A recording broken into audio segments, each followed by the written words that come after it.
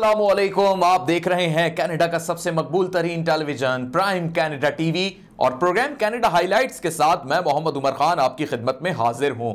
आज हम बात करेंगे कनाडा के अहम मौजूआत की और कनाडा का इस वक्त का जो सबसे अहम मौजू है वो कोविड के हवाले से ही है। कोविड-19 की वजह से जहां सूरत हाल बतदरीज बिगड़ती हुई दिखाई दे रही थी, वहीं प्रीमियर क्यूबेक यानी फ्रेंकोइस लेगाल्ट की जानिब से यह इकदाम सामने आया कि उन्होंने अचानक से एक कर्फ्यू नुमा लॉकडाउन का ऐलान कर दिया और यह रात 8 बजे से सुबह 5 बजे तक के लिए नाफिजुल अमल किया गया है। लोग इसे फॉलो भी कर रहे हैं, लेकिन जहां पर लोगों की जानिब से खिलाफ वर्जी देखने में आ रही है वहां टिकट्स इशू किए जा रहे हैं। इसी मौजू के हवाले से हम आपको यह भी बताएं कि कोविड की वजह से पूरे कनाडा की सूरत हाल और जो आदाद शुमार सामने आए हैं वो इंतहाई खतरनाक आदाद शुमार हैं। कैनेडियन गवर्नमेंट और तमाम प्रोविंशियल गवर्नमेंट्स भी इस बात पर कारबंद हैं कि कहीं ये मजीद तादाद ना बढ़े और वैक्सीन की सूरत हाल से मुस्तफीद हो सकें, यानी लोगों की रिकवरी रेट्स को मजीद बढ़ा सकें। इसी पेश नज़र उनकी जानिब से यानी प्रीमियर लेगाल्ट की जानिब से इस लॉकडाउन को नाफिजुल अमल किया गया अचानक से। लेकिन दूसरी जानिब लोग इस तरीके से भी मोहतात दिखाई दे रहे हैं क्योंकि स्कूल खोलने की भी बात सामने आई और 11 जनवरी से स्कूल खोले गए हैं। बच्चों का स्कूल में जाना और उनकी आपस में मेल जोल, बेशक सोशल डिस्टेंस होना भी मुमकिन हो, लेकिन इसके बावजूद कोविड फैलने का खदशा बरकरार रहता है। लेकिन मास्क का इंतजाम और खुद स्कूल इंतजामिया को पाबंद किया गया है कि वो बच्चों को मास्क फराहम करें और जिस किस्म के मास्क का कहा गया है, जो एसओपीस में डायरेक्शंस दी गई हैं उसमें 3 प्लाई मास्क की बात हुई है, यानी ऐसा मास्क जो कि 3 लेयर्स वाला मास्क है ताकि कोई भी बच्चा अगर उसको इन्फेक्शन हो या अगर उसे इन्फेक्शन ना भी हो तो दोनों सूरतों में बैकवर्ड यानी रिवर्स और फॉरवर्ड दोनों ही सूरतों में वो इस वायरस से महफूज रह सके और ना ही किसी दूसरे बच्चे को मुंतकिल करने का बाइस बने। आज कनाडा हाइलाइट्स का एक और अहम मौजू जो कि कोरोना यानी कोविड-19 से ही मुताल्लिक है और जहां कोविड-19 ने पूरी दुनिया को अपनी लपेट में लिए रखा और इसकी सेकंड वेव ने सबसे ज्यादा मुतासिर करने वाली सूरत हाल को पैदा किया, लेकिन वैक्सीनेशन की वजह से उम्मीद की एक ऐसी लहर पैदा हुई है कि उम्मीद है कि इंशाअल्लाह पूरी दुनिया में तमाम ही रीजन्स के इंसानों को महफूज किया जाएगा। लेकिन कनाडा की अगर बिलखुसूस सूरत हाल पर नजर रखी जाए तो इस वक्त नए केसेस 6,847 हैं, जबकि अब तक इन्फेक्ट होने वाले अफराद की कुल तादाद 6,67,672 तक जा पहुंची है और जो अफराद लुकमे अजल बन चुके हैं यानी जो डेड एवरेज या हमारे पास जो आदाद शुमार आए हैं जहां बहक होने वालों के वो 17,086 अफराद पर मुश्तमिल है और ये ताजा आदाद शुमार है, जबकि अभी भी 4,529 अफराद पूरे कनाडा में हॉस्पिटलाइज्ड हैं और अब तक 19.3 मिलियन यानी 19.3 मिलियन से ज्यादा लोग वैक्सीनेशन ले चुके हैं और जो अफराद इस कोरोना वायरस यानी कोविड-19 से रिकवर हुए हैं उनकी तादाद 5,45,971 है। यानी ये वो आदाद शुमार है जो फर्स्ट वेव और सेकंड वेव के दौरान हमारे सामने हमें मौसूल हुए हैं और कनाडा की मुख्तलिफ वेबसाइट्स पर भी इन्हें शाया किया गया है और खुद कनाडा की हुकूमत की जानिब से भी इसकी तस्दीक की गई है। अगर मैं बात करूं वैक्सीनेशन के हवाले से और उनकी डोजेस के हवाले से जो अब तक डिस्ट्रीब्यूट हो चुकी हैं उनकी तादाद 5,48,950 है और मजीद भी ये डिस्ट्रीब्यूशन का अमल जारी रहेगा। इसी हवाले से हम गुफ्तगू करेंगे क्योंकि अचानक से एक मरतबा फिर लॉकडाउन और कर्फ्यू वाली सूरत हाल देखने में आई जब क्यूबेक के प्रीमियर की जानिब से यह बात कही गई कि ये तमाम तर इक़दामात इसलिए किए जा रहे हैं क्योंकि सेकंड वेव पहली वेव से ज्यादा शदीद है और इसकी शिद्दत के बायस लोगों के जां बहक होने का खतरा बढ़ चुका है और वैक्सीनेशन का मरहला भी मुतासिर हो सकता है। इस तनाजुर में जो दोबारा से एक लॉकडाउन वाली अचानक सी सूरत हाल पैदा हुई है यानी अब वो एक कर्फ्यू वाली सूरत हाल है जो सरकारी ऐलान के मुताबिक रात 8 बजे से सुबह 5 बजे तक नाफिजुल अमल है और जनरल स्टोर्स पर यह 7:30 बजे से नाफिजुल अमल है। इस पर लोगों के क्या रुझानात हैं, लोग जो कि पहले ही स्ट्रेस का शिकार हैं वो इस वक्त क्या सोच रहे हैं, इस पर हम गुफ्तगू करेंगे और कोविड-19 और वैक्सीन से मुतालिक भी बात करेंगे। हमारे साथ मॉन्ट्रियल से मौजूद हैं सीनियर तज्जियाकार हैं, कॉलम निगार भी हैं, मारूफ सहाफी हैं और प्राइम कनाडा टीवी के सीईओ हैं जनाब सैयद मुख्तार हसन साहब हमारे साथ बराह रास्त मौजूद हैं। बहुत शुक्रिया मुख्तार साहब, आप अपना कीमती वक्त हमें दे रहे हैं, लेकिन ये एक बड़ा ही अहम मौजू है और हम ये जानना चाहते हैं क्योंकि आप मॉन्ट्रियल में मौजूद हैं, क्या सूरत हाल है इस वक्त, लोगों का इस वक्त जहन क्या कह रहा है और लोग अचानक से इस लॉकडाउन के ऐलान के बाद किस तरीके की कैफियत को महसूस कर रहे हैं? उमर साहब, बहुत शुक्रिया आपका, thank you very much. Sir जी, जब से ये कोविड-19 शुरू हुआ है पूरी दुनिया में, पूरे कनाडा में और खास तौर से मॉन्ट्रियल में, मतलब क्यूबेक आप ले लें, तो जिस दिन से यहाँ पे मरीजों की तादाद बढ़नी शुरू हुई है, हमेशा बढ़ती चली जा रही है और गवर्नमेंट ने अपने तमाम इक़दामात कर लिए, लेकिन उसको कंट्रोल नहीं कर पाए और इसी वजह से एक आखिरी हरबे के तौर पे इन्होंने मतलब कर्फ्यू लगाया है और इस कर्फ्यू से पब्लिक में थोड़ा खौफ और राज भी फैल गया है। लोग टेंशन में आ गए हैं और कारोबार के जो मतलब जो थे वो थोड़ा-सा मतलब माइनस में जाने शुरू हो गए हैं और भी ना, लोगों की वजह से। अब ये मुझे समझ नहीं आती कि इन्होंने एक तरफ तो कर्फ्यू लगाया, दूसरी तरफ स्कूल भी खोल दिए, समझ नहीं आती इस बात से। दूसरी बात ये कि मौसम सरमा में, मतलब आज से नहीं, हमेशा से, मतलब मौसम सरमा में जब शाम 6-7 बज जाते हैं, तो उसके बाद लोग घरों से निकलने से अवॉइड करते हैं और सुबह 8-9 बजे के बाद निकलते हैं। लेकिन अब ये कर्फ्यू जो लगाया है, शाम 8 बजे से लेकर सुबह 5 बजे तक लगाया है, इसका मकसद समझ में नहीं आता हमें इस हवाले से। लेकिन ठीक है, मतलब और पहले दिन ही जो मतलब गवर्नमेंट ऑफ क्यूबेक ने जो कोविड-19 के मरीजों की तादाद दी है 2 रोज पहले के मुकाबले, वो 20% लेस है। अल्लाह ताला अगर कर्फ्यू में अगर लेस होती है तो अल्लाह ताला ये होते रहे, दिन ब दिन कम हो जाए तो अच्छा है, जल्द से जल्द इसको। लेकिन ये समझ नहीं आता कि गवर्नमेंट ने क्यों एकदम ये कर्फ्यू किया, और कर्फ्यू अगर लगाना भी चाहिए था, कर्फ्यू इस तरह होना चाहिए था जिसकी पाबंदी बिल्कुल होती, बिल्कुल ना। अब यही सूरत हाल है कि अभी जो कर्फ्यू लगाया उसके बाद से तमाम ग्रोसरी स्टोर बंद कर दिए गए 7:30 बजे के बाद से, सिवाय इसके अपने गैस स्टेशन और फार्मेसी या जो लाजमी सर्विसेज के इदारे हैं या जो लोग लाजमी सर्विसेज में आते हैं उनको अलाउ किया गया है। बाकी तमाम चीजों पे बिल्कुल पाबंदी है इस हवाले से। आप बिल्कुल बजा फरमा रहे हैं कि जिस वक्त ये कर्फ्यू नाफिजुल अमल हो रहा है वो वक्त वैसे ही, और फिर सर्दी के मौसम को अगर हम मद्देनजर रखें तो लोग इतने ज्यादा घरों से बाहर भी नहीं निकलते और ये लोगों के एक आराम का वक्त भी तस्वुर किया जाता है, बिलखुसूस रात 10-11 बजे के बाद। तो क्या इसको ये समझा जाए कि बिलखुसूस जो कारोबारी तबका है ये उसके लिए लगाया गया है, यानी जो हमारा जो बिजनेस डोमेन है जिसमें लेट नाइट डाइनिंग्स होती थी, रेस्टोरेंट्स थे, जिम्स थे और ऐसे मॉल्स या सुपर स्टोर्स होंगे, ये उनके लिए पाबंदी है? नहीं, इसमें तो मैं इसमें आपको नहीं कहूंगा कि ये उसमें पाबंदी। उसकी वजह यह है कि ऑलरेडी जो रेस्टोरेंट्स हैं और जो तकरीबात हैं सब पे पाबंदी पहले से ही बरकरार है, सिवाय इसके कि 9 बजे यहाँ पे तकरीबन तमाम जो ग्रोसरी स्टोर्स हैं वो 9:30-10 बजे तक मैक्सिमम बंद हो जाते हैं। तो ऐसा तो खैर नहीं है, लेकिन जो एक चीज समझ में आती है कि मतलब यही है कि पब्लिक में खौफ और हरास फैला दिया है इन्होंने, और ताकि जब खौफ और हरास फैलेगा तो लोग एहतियात करेंगे और एहतियात करेंगे तो कुछ थोड़ा बहुत कंट्रोल में पोजीशन आ जाएगी। ये सूरत है। अच्छा मुख्तार साहब, हमने ये भी देखा कि जो इसके खास मेजर्स हैं उसमें ये भी बताया गया कि टिकट्स जो हैं उसकी रेंज बताई गई कि 1000 से $6000 तक यानी जुर्माना आयद होगा जो लोग इसकी खिलाफ वर्जी करेंगे। एक तरफ इस्तिस्ना की भी बातें सामने आई कि लोग पैदल चल सकते हैं, इवन वो अपने डॉग्स के साथ या अपने जो उनके एनिमल्स हैं उनके साथ वो वॉक भी कर सकते हैं। कुछ लोगों की ये शिकायत है और एक वाकया भी पेश आया है इसी नौयत का जिसमें मेलिसा कैलहॉन नामी एक खातून है, उनकी जानिब से यानी उनकी फैमिली पे $3000 का फाइन कर दिया गया, टिकट जारी कर दिया गया उनको, जबकि वो अपने 77 साल बूढ़े अंकल की इयादत करके आ रहे थे और उसमें उनके 3 बच्चे, उनका शौहर और वो खुद खातून भी शामिल थी और वो इसे समझती हैं कि ये उनके साथ एक गैर मुनसिफाना तरीका अपनाया गया। तो लोगों को इस वक्त कन्फ्यूजन तो नहीं हो रहा, क्योंकि एक तरफ इस्तिस्ना की भी बात है और दूसरी तरफ इस कदर सख्ती है कि फौरन टिकट्स भी जारी हो रहे हैं। सर बात ये कि जो पुलिस टिकट जारी कर रही है वो तो बेचारी अपनी ड्यूटी अंजाम दे रही है, और जो लोग कहते हैं कि मुतसबाना, ऐसा कुछ नहीं है। प्रॉब्लम सिर्फ वहां था जहाँ कम्युनिकेशन प्रॉब्लम होता है। अब जिन खातून का आपने जिक्र किया है, इसकी खबर मैं भी पढ़ रहा था, उसमें यह है कि ये जब दाखिल हुए तो इनको फ्रेंच नहीं आती एक्चुअली। अच्छा। और जिस इलाके में मतलब टिकट दिया गया है वहाँ ज्यादातर फ्रेंच एरिया है, वो एरिया, और इनके जो शौहर हैं उनको इंग्लिश में भी रवानी नहीं है। तो मैं समझता हूँ कि ये मिस कम्युनिकेशन है जिसकी वजह से ये टिकट मिला है। लेकिन उसके बाद भी मतलब यहाँ पे जो टिकट मिलने के बाद भी आपके पास एक ऑप्शन होता है कि आप उसको चैलेंज कर दें कोर्ट में, और जज पूरी कार्रवाई सुनने के बाद उस पर डिसीजन देता है। तो मैं नहीं समझता कि मतलब सबाना कोई रवैया अख्तियार किया पुलिस ने। लेकिन इसके साथ साथ कुछ चीजें ऐसी हैं जैसे कि मतलब इन्होंने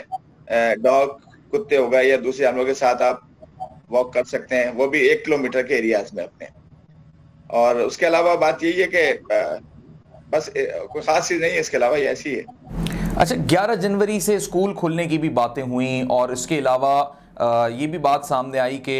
5 और 6 ग्रेड बल्कि तमाम ही ग्रेड्स के स्कूलों को खोलने के साथ साथ बच्चों के लिए एसओपी जो है वो मुतय्यन कर दी गई कि स्टूडेंट्स जब आएंगे तो वो मास्क का इस्तेमाल लाजमी रखेंगे।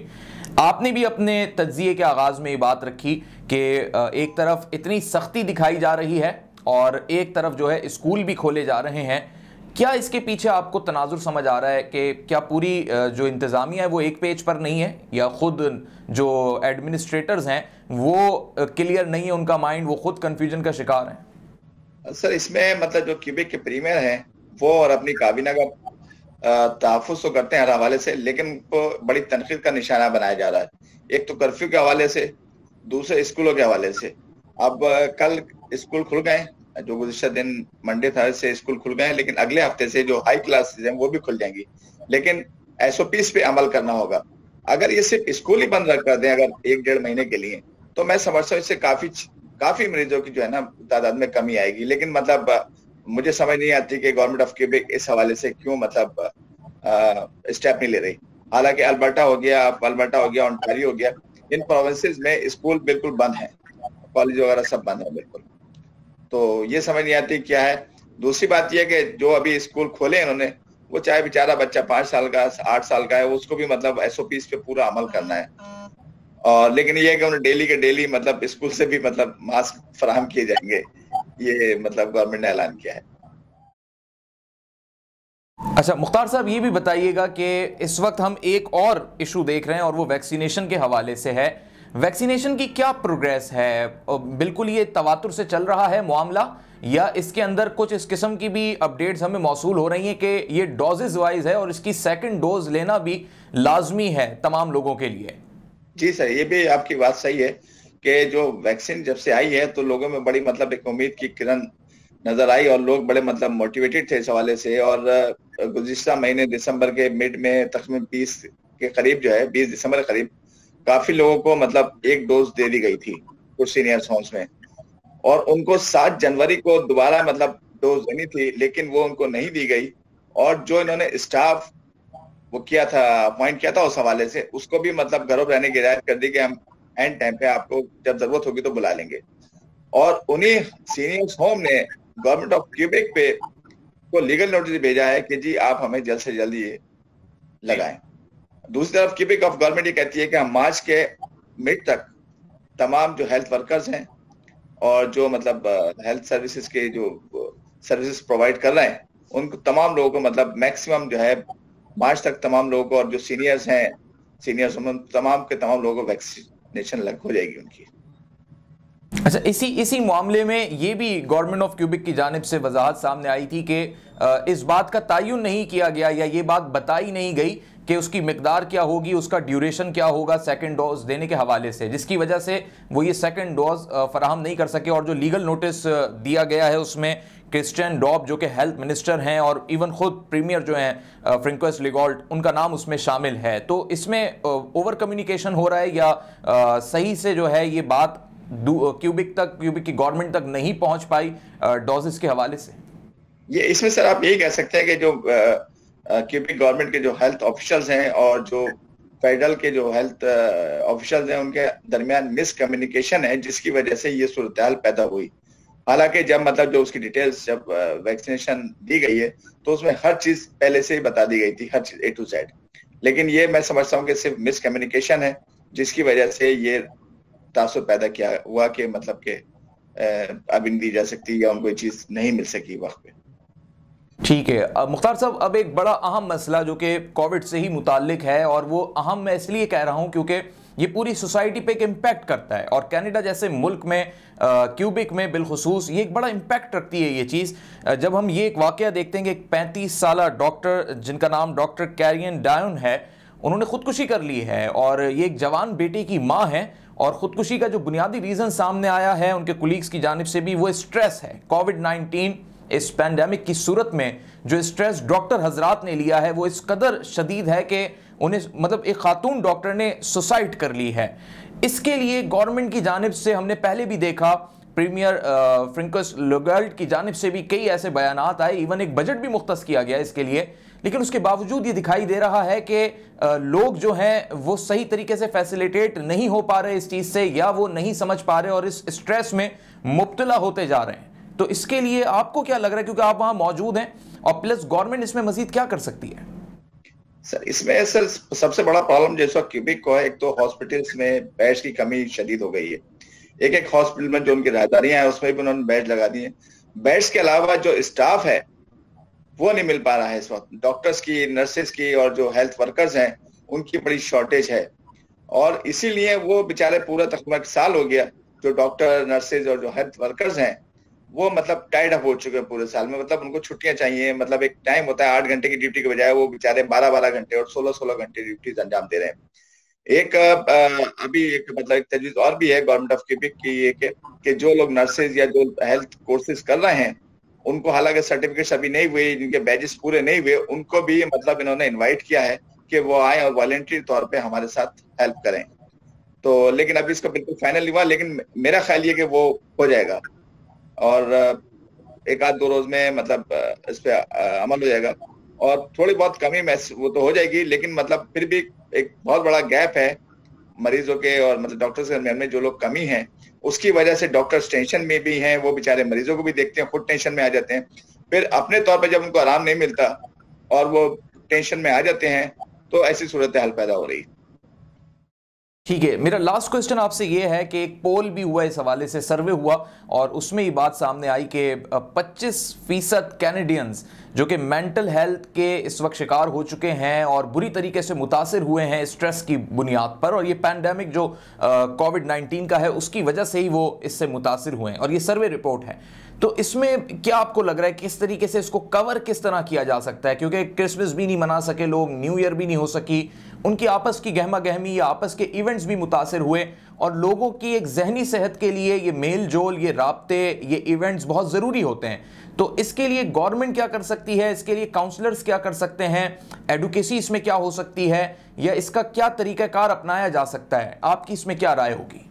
सर मैं इतना एक्सपर्ट तो नहीं इस हवाले से, लेकिन मतलब एक चीज और भी जो है कि अभी तक गवर्नमेंट ऑफ क्यूबिक ने और गवर्नमेंट ऑफ कनाडा ने जो मेजर्स लेने चाहिए थे इस हवाले से वो अभी तक नहीं लिए सही मानों में। सबसे पहले कि जब मार्च 2020 में जब कोविड की जो लॉकडाउन शुरू हुआ था वो पूरे क्यूबिक में और पूरे अंटारियो में बड़ा शदीद था। उसमें कोई भी आदमी बगैर कर्फ्यू के भी मतलब लोग रोड पे नजर नहीं आते थे, क्योंकि गवर्नमेंट उनको पैसे भी दे रही थी, उनको बड़ा मतलब वो कर रही थी कम्युनिकेशन के जी आप घरों में रहें, और स्कूल बंद थे, कॉलेज बंद थे, हर आदमी होता। जब तक ये स्कूल, कॉलेज और लोगों को फाइनेंशियली और बिजनेस को फाइनेंशियली सपोर्ट नहीं करेंगे, जब तक लोग घरों में नहीं रहेंगे, और जब तक घरों में नहीं रहेंगे तो इनकी जो तादाद है मतलब मरीजों की वो बढ़ती रहेगी। इसको गवर्नमेंट को सबसे पहले तो यही करना चाहिए कि मतलब मेजर्स लें। कुछ गवर्नमेंट्स जो सपोर्ट्स पहले कर रहे थे फाइनेंशियली तौर पे, अभी फाइनेंशियली सपोर्ट तो है फेडरल गवर्नमेंट की, लेकिन उसमें काफी रिस्ट्रिक्शंस हैं, वो हर चीज आपको देनी पड़ती है, जिससे काफी लोग मतलब मुतफर्रिक हैं कि मतलब कि ये नहीं करेंगे और लोगों को पैसे नहीं मिल रहे हैं उस हवाले से। अब उसमें यही है कि अच्छा, अब दूसरी बात ये कि बहुत सी जगहों पे जहाँ गवर्नमेंट के अपने मुफाद हैं वहां कोविड-19 के तमाम रूल्स खत्म हो जाते हैं। मैं गुज़िश्ता मतलब 6 महीने में कई दफा ट्रैवल किया मैंने मुख्तलिफ सिटीज में कनाडा की, तो जहां मतलब जहाज से बाहर तक तो हर तरफ आपको नजर आता है कि आप SOP से अमल कर रहे हैं, लेकिन जैसे जहाज में दाखिल होते हैं आप, तो खबे से खवा मिला के वहां पर मुसाफिर बैठा होता है। अब ये आपकी खुशकिस्मती है कि अगर उस फ्लाइट पे ज्यादा पैसेंजर नहीं है तो एक अलग बात है, लेकिन अगर पैसेंजर हैं तो वो ऐसा होता है कि वो आधे फीट का भी फासला नहीं होता, और वो मरीज सारे जो मुसाफिर हैं वो एक साथ बैठे होते हैं। जब ऐसी सूरत हाल होगी तो आप इन चीजों को कहाँ से कंट्रोल करेंगे, ये बताइए। इसी तरह और भी बहुत सी चीजें हैं जिसपे मतलब इसको कहना मुनासिब नहीं है, लेकिन है ऐसी हरकत बहुत सी, मतलब जो SOPs पे अमल नहीं होता। अब गवर्नमेंट ऑफ क्यूबिक ने तमाम जो इसके कारोबार हैं उन सब पे मतलब बंद कर दिया लॉकडाउन की वजह से, लेकिन जो क्यूबिक और गवर्नमेंट के अपने इदारे हैं, साख है और दूसरे कई इदारे हैं जो पब्लिक डीलिंग से रेवेन्यू आता है, वो सारे काम कर रहे हैं अपने तौर पे। तो ये बात समझ से बाला आ रहा है कि गवर्नमेंट के इसमें और पब्लिक सेक्टर्स में ये इतना फर्क क्यों रखा गया। अच्छा, यानी आप ये कह रहे हैं कि चेक एंड बैलेंस का मुनासिब निजाम नहीं है, या फिर ये बिल्कुल चेक एंड बैलेंस नहीं है, और क्या कह सकते हैं इस हवाले से। सही, ये इस तरह तो नहीं कि जानबूझ के जो है यानी तवज्जो ना दी जा रही हो और उनकी प्रायोरिटी में इस चीज़ को रखा गया हो कि पब्लिक सेक्टर के लिए इतनी ख़ास तवज्जो ना हो, और या आप जिस तरीके से गवर्नमेंट इदारों की बात कर रहे हैं उसी तक उन्होंने इन चीज़ों को महदूद रखा हो। आप कह सकते हैं इस बात को भी, लेकिन जो एक और जो पहलू नजर आता है इसमें, गवर्नमेंट ऑफ क्यूबेक और फेडरल के दरमियान थोड़ा सा मतलब कुछ गवर्नमेंट ऑफ क्यूबेक चाहती है कि फेडरल गवर्नमेंट उसको फाइनेंशियल तौर पे सपोर्ट करे, और इसी हवाले से वो थोड़ी जो सिचुएशन है वो सीरियस से सीरियस पेश कर रही है थोड़ा सा। ठीक है सैयद मुख्तार हसन साहब, बहुत शुक्रिया आपका, आपने अपना वक्त दिया और आज कनाडा हाइलाइट्स में हमने आपसे गुफ्तगू की, आपका तज्जिया लिया जो इस वक्त ताज़ा तरीन आदाद शुमार है, सूरत हाल है, और इस लॉकडाउन और अचानक से नाफिजुल अमल होने वाले इस कर्फ्यू के बाद से जो लोगों में एक जहनी